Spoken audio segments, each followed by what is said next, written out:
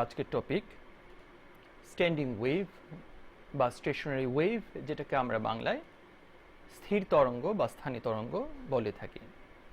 আমরা স্ট্যান্ডিং ওয়েভের ফরমেশন দেখার জন্য একটা বিশেষ সফটওয়্যার ইউজ করছি, যেখানে আমরা উপরে এবং নিচে পাশাপাশি দুটি ওয়েভ, প্রোগ্রেসিভ ওয়েভ আমরা ইজিলি দেখতে পাচ্ছি। তারা একটা নির্দিষ্ট ডিরেকশনে মুভ করছে। তারা যখন একজন আরেকজনের উপর সুপার ইম্পোজ করে বা আপতিত হয়, তখন নতুন ওয়েভটা কেমন হয় আমরা সেটা নিচে দেখতে পাবো। এখন ধরা যাক যে এই দুটো ওয়েভের মধ্যে কিছু প্রপার্টির আমরা মিল তৈরি করছি। যে কি কি মিল? যে এই দুইটার প্রোগ্রেসিভ ওয়েভের প্রত্যেকের অ্যামপ্লিটিউড সমান এবং তাদের ওয়েভ লেংথ বা তরঙ্গ দৈর্ঘ্য সমান। এই অবস্থায় এরা যদি একই দিকে না গিয়ে পরস্পর অপোজিট ডিরেকশন থেকে এসে একজন আরেকজনের উপর আপতিত হয় বা সুপার ইম্পোজ করে, তখন নতুন যে তরঙ্গটা সৃষ্টি হবে সেটা কেমন হবে সেটা আমরা একটু দেখি আগে। এখানে যে আমরা নতুন ওয়েভটা দেখতে পাচ্ছি, খেয়াল করে আমরা যদি দেখি যে নতুন ওয়েভ যেটা ফর্ম হলো এদের দুইজন বিপরীত দিক থেকে এসে সুপার ইম্পোজ করার পরে, এই নতুন ওয়েভটা কিন্তু আর ট্রাভেলিং ওয়েভ নেই, এটা কোনো দিকে মুভ করছে না, জায়গায় দাঁড়িয়ে অসিলেট করছে। এজন্য এটাকে আমরা নাম দিয়েছি স্ট্যান্ডিং ওয়েভ বা স্থির তরঙ্গ। এখানে স্ট্যান্ডিং ওয়েভের ক্ষেত্রে একটা ইম্পর্টেন্ট জিনিস, যে আমরা যদি ট্রাভেলিং ওয়েভগুলোর অ্যামপ্লিটিউড যতটুকু দেখতে পাচ্ছি আলাদা আলাদাভাবে, কিন্তু স্ট্যান্ডিং ওয়েভের অ্যামপ্লিটিউড কোনো কোনো পজিশনে তার ডাবল পর্যন্ত হতে পারে। তো যে পজিশনগুলোতে স্ট্যান্ডিং ওয়েভের অ্যামপ্লিটিউড ম্যাক্সিমাম, সেই পজিশনগুলোকে আমরা নাম দিয়েছি অ্যান্টিনোড বা সুস্পন্দ বিন্দু। আর যে পজিশনগুলোতে বিস্তার বা অ্যামপ্লিটিউড মিনিমাম, অর্থাৎ একদম মুভমেন্ট নেই বললেই চলে, স্পন্দন নেই, নিস্পন্দ বিন্দু বা নোড, সেগুলোকে আমরা বলে থাকি।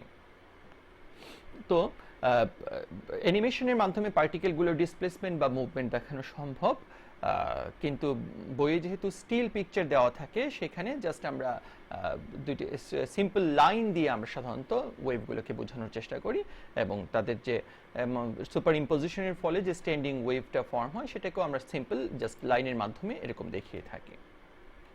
এখন আমরা দেখতে চাচ্ছি যে কিভাবে আমরা ম্যাথমেটিক্যালি স্ট্যান্ডিং ওয়েভের ইকুয়েশন ডিরাইভ করতে পারি।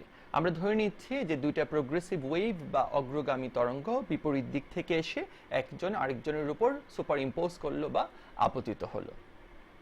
আমরা হিসাবের সুবিধার জন্য ধরে নিচ্ছি যে যে ওয়েভটা বাম থেকে ডানে যাচ্ছে তার সেটা হচ্ছে y1, তার ইকুয়েশন হচ্ছে a sin omega t minus kx, আর যেটা ডান থেকে বামে আসছে সেটার হচ্ছে y2, তার ইকুয়েশন হচ্ছে a sin omega t plus kx। এটা আমরা এর আগের টপিকেই পড়েছি। এখন এদের সুপার ইম্পোজিশনের ফলে এই যে নতুন ধরনের যে ওয়েভটা ফর্ম হলো সেটাই হচ্ছে আমাদের স্ট্যান্ডিং ওয়েভ। এখন সেই স্ট্যান্ডিং ওয়েভের ইকুয়েশনটা আমরা কিভাবে পাবো? আমরা তরঙ্গের উপরিপাতন নীতি বা প্রিন্সিপাল অফ সুপার ইম্পোজিশন আমরা যেটাকে বলে থাকি, সেটার মাধ্যমে আমরা যেটা জানি যে যখন কোনো পার্টিকেলের উপর দুটি ওয়েভ এসে একসাথে সুপার ইম্পোজ করে একসাথে পড়ে, তখন সেই পার্টিকেলের যে রেজাল্টেন্ট ডিসপ্লেসমেন্ট বা লব্ধি সরণ, সেটা হবে যে আলাদা আলাদাভাবে ওই ওয়েভগুলোর কারণে ওই পার্টিকেলটার যে ডিসপ্লেসমেন্ট ছিল তার সেই ডিসপ্লেসমেন্টগুলোর ভেক্টর সামেশনের সমান, সেটা যোগও হতে পারে বা বিয়োগও হতে পারে।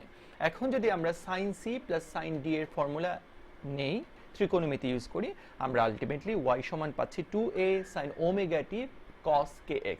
এটাই হচ্ছে আমাদের স্ট্যান্ডিং ওয়েভ বা স্থির তরঙ্গের সমীকরণ। এখানে একটা ইম্পর্টেন্ট জিনিস মনে রাখতে হবে যে স্থির তরঙ্গের সমীকরণ এটা ভেরি করতে পারে। এখানে দুইটাই cos হতে পারে, দুইটাই সাইন হতে পারে, আবার এখানে মাঝখানে প্লাসও হতে পারে, মাইনাসও হতে পারে। কাজে ত্রিকোণমিতি সূত্র অনুযায়ী এই ফাইনাল যে ইকুয়েশনটা সেটা ভেরি করতে পারে। সাইনের সাথে টি থাকতে পারে, আবার কসের সাথেও টি থাকতে পারে, যে কোনোটা। শুধু মনে রাখতে হবে এটাই স্ট্যান্ডিং ওয়েভ বোঝার ক্ষেত্রে, যে সাইন এবং কস যাই থাকুক, দুইটাই সাইন হোক দুইটাই কস হোক, একটা হবে টি এর ফাংশন এবং অন্যটা হবে এক্স এর ফাংশন। এটা আমাদের মনে রাখতে হবে। এই ছিল আমাদের স্ট্যান্ডিং ওয়েভের আইডিয়া। যখন দুইটা ট্রাভেলিং ওয়েভ অপোজিট ডিরেকশন থেকে এসে একজন আরেকজনের উপর সুপার ইম্পোজ করে, তখন আমরা এই স্ট্যান্ডিং ওয়েভের ফরমেশনটা দেখতে পাই। এখন আমরা একটু ডিফারেন্ট টাইপের একটু আইডিয়া নেওয়ার চেষ্টা করব। অর্থাৎ যদি দুইটা ভিন্ন ওয়েভ না হয়, একই ওয়েভ, একটা ওয়েভই সেটা কোনো বাউন্ডারিতে গিয়ে রিফ্লেক্ট হয়ে আবার সে প্রাইমারি ওয়েভের উপর সুপার ইম্পোজ করে। প্রথম ওয়েভ এবং রিফ্লেক্টিভ ওয়েভ মিলে কি ফর্ম করে। প্রথমে আমরা ছোট্ট একটা জিনিস এখানে খেয়াল করি, একটা পালস ক্রিয়েট করছি আমি, এটা সামনের দিকে যাচ্ছে। এখানে কিন্তু আমাদের পার্টিকেলের ডিসপ্লেসমেন্টগুলো নিচ থেকে উপরের দিকে হচ্ছে, কিন্তু সে যখন বাউন্ডারি থেকে রিফ্লেক্ট হয়ে আসলো তখন কিন্তু ডিসপ্লেসমেন্টটা নিচের দিকে চলে আসছে। তার মানে যে ওয়েভটা যাচ্ছে রিফ্লেক্ট হওয়ার আগে সেটা এবং যে ওয়েভটা বাউন্ডারিতে রিফ্লেক্ট হয়ে আসলো তাদের মধ্যে 180 ডিগ্রি ফেজ ডিফারেন্স থাকে। এটা একটা ইম্পর্টেন্ট জিনিস আমাদের মনে রাখতে হবে।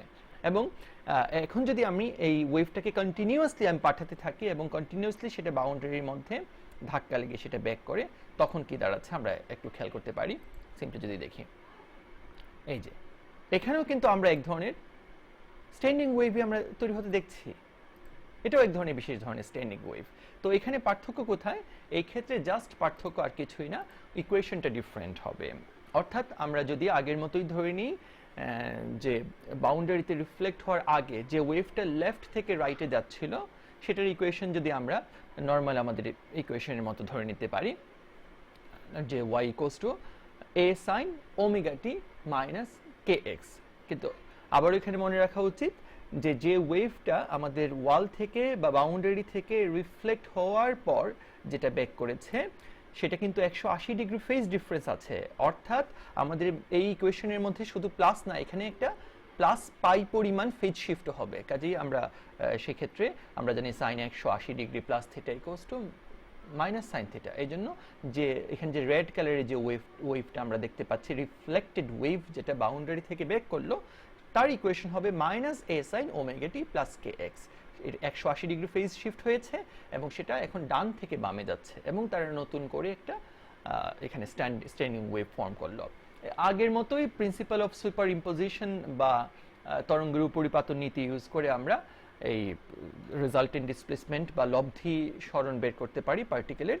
সেক্ষেত্রে আমরা sine C minus sine D এর ফর্মুলা যদি আমরা ইউজ করি, এখানে আমরা পাচ্ছি y equals to minus 2a cos omega t sin kx। আবারও বলছি যে এখানে প্লাস মাইনাস থাকা, সাইন কস থাকা, এটা কিছু যায় আসে না। জাস্ট মাথায় রাখতে হবে সাইন কস যেই থাকুক একটা হবে t এর ফাংশন এবং অন্যটা হবে x এর ফাংশন। এটার মাধ্যমে আমরা খুব সহজেই আমরা স্ট্যান্ডিং ওয়েভ বা স্থির তরঙ্গ আমরা আইডেন্টিফাই করতে পারি। স্থির তরঙ্গ বা স্ট্যান্ডিং ওয়েভের ক্ষেত্রে আমাদের কয়েকটা ইম্পর্টেন্ট জিনিস মাথায় রাখতে হবে অঙ্কের জন্য, মূলত যেটা বেশি প্রয়োজন হবে। যে ওয়েভ যেভাবে ফর্ম হোক সেটা বাউন্ডারি থেকে রিফ্লেক্ট হয়েই ফর্ম হোক অথবা দুইটা ওয়েভ অপোজিট ডিরেকশন থেকে এসে সুপার ইম্পোজ করুক, এই যে পজিশনগুলোতে অ্যামপ্লিটিউড ম্যাক্সিমাম হয় অর্থাৎ 2a হয়, সেই পজিশনগুলোকে আমরা নাম দিয়েছি অ্যান্টিনোড বা সুস্পন্দ বিন্দু। আর যে পজিশনগুলোতে আমাদের অ্যামপ্লিটিউড 0 হয় বা এখানে কোনো মুভমেন্ট ঘটে না, সেই পজিশনগুলোকে আমরা নাম দিয়েছি নোড বা নিস্পন্দ বিন্দু। আমরা যদি ভালো করে খেয়াল করে দেখি যে একটা কমপ্লিট ওয়েভ লেংথ যদি এই পজিশন থেকে এই পজিশন পর্যন্ত আমাদের কমপ্লিট ওয়েভ লেংথ ল্যামডা হয়ে থাকে, তাহলে একটা নিস্পন্দ থেকে নিস্পন্দ অর্থাৎ নোড থেকে নোডের ডিস্টেন্স হচ্ছে ল্যামডা বাই 2 এবং সুস্পন্দ থেকে সুস্পন্দ অর্থাৎ অ্যান্টিনোড থেকে অন্য অ্যান্টিনোডের ডিস্টেন্স হচ্ছে ল্যামডা বাই 2। এইভাবে চাইলে আমরা একটা নির্দিষ্ট ডিস্টেন্স যদি দেওয়া থাকে, আমরা ল্যামডা বাই 2 দিয়ে ভাগ করে আমরা এর মাঝখানে কতগুলো সুস্পন্দ অথবা নিস্পন্দ বিন্দু আছে সেটাও আমরা বের করতে পারি।